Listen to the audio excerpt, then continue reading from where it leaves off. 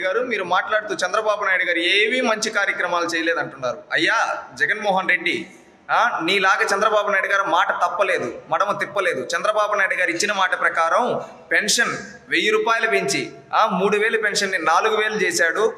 అదేవిధంగా నీ ప్రభుత్వంలో నువ్వు పెన్షన్ రాలేదని ఎంతోమంది అమాయకులు ప్రాణాలు తీయేస్తే అప్పుడు ఒక మాట ఇచ్చాడు, ఈ 3 నెలలు కూడా కలిపి నేను 1000 చేసి 7000 ఇస్తానని. ఆ విధంగా మాట నిలబెట్టుకున్నాడు అయ్యా చంద్రబాబు నాయుడు. నీలాగా మాట తిప్పలేదు. ఆ రోజు పెన్షన్ విషయంలో నువ్వు మాట తిప్పినట్టు, నాలిక తిప్పినట్టు చంద్రబాబు నాయుడు గారు తిప్పలా. ప్రతి ఒక్కరికి పెన్షన్ ఇచ్చాడు. అదేవిధంగా నువ్వు డిఎస్సి, మెగా డిఎస్సి అని చేతులు తిప్పుతో రాగాలు తీస్తూ నీ పాదయాత్రలో చెప్పి 5 ఏళ్ళగా ఒక్క డిఎస్సి, ఒక ఉద్యోగం కూడా ఇవ్వకపోతే అధికారం లేకొచ్చి తొలి సొంతకమే మెగా డిఎస్సి పైన పెట్టి 16,000కు పైగా ఉద్యోగాలకి నోటిఫికేషన్ ఇచ్చాడు. అది చంద్రబాబు నాయుడు.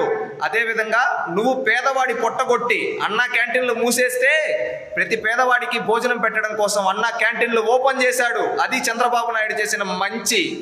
నువ్వు అంటున్నావు శిశుపాలులాగా, ఈ విధంగాని నువ్వు శిశుపాలులాగా 100 తప్పిదాలు చేశావు కాబట్టి ప్రజలు నిన్ను చిత్తుగా ఓడించి ప్రతిపక్ష హోదా కూడా రాకుండా కూర్చోబెట్టారయ్యా జగన్. అది తెలుసుకో. మళ్ళీ నువ్వు ఇంకొకటి మాట్లాడుతూ ఉన్నావు ఈరోజు బయటకు వచ్చి ఫ్రస్ట్రేషన్లో. ఫ్రస్ట్రేషన్ తగ్గించుకో, బీపీ తగ్గించుకో. నువ్వు ఒక ఎమ్మెల్యే అని గుర్తుపెట్టుకోవయ్యా జగన్.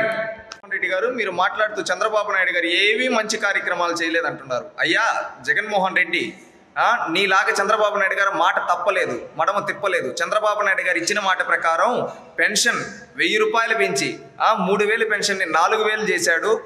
అదేవిధంగా నీ ప్రభుత్వంలో నువ్వు పెన్షన్ రాలేదని ఎంతోమంది అమాయకులు ప్రాణాలు తీయేస్తే అప్పుడు ఒక మాట ఇచ్చాడు, ఈ 3 నెలలు కూడా కలిపి నేను 1000 చేసి 7000 ఇస్తానని. ఆ విధంగా మాట నిలబెట్టుకున్నాడు అయ్యా చంద్రబాబు నాయుడు. నీలాగా మాట తిప్పలేదు.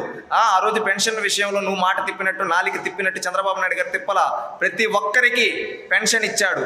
అదేవిధంగా నువ్వు డిఎస్సి, మెగా డిఎస్సి అని చేతులు తిప్పుతో రాగాలు తీస్తూ నీ పాదయాత్రలో చెప్పి 5 ఏళ్ళగా ఒక్క డిఎస్సి, ఒక ఉద్యోగం కూడా ఇవ్వకపోతే అధికారం లేకొచ్చి తొలి సొంతకమే మెగా డిఎస్సి పైన పెట్టి 16,000కు పైగా ఉద్యోగాలకి నోటిఫికేషన్ ఇచ్చాడు. అది చంద్రబాబు నాయుడు.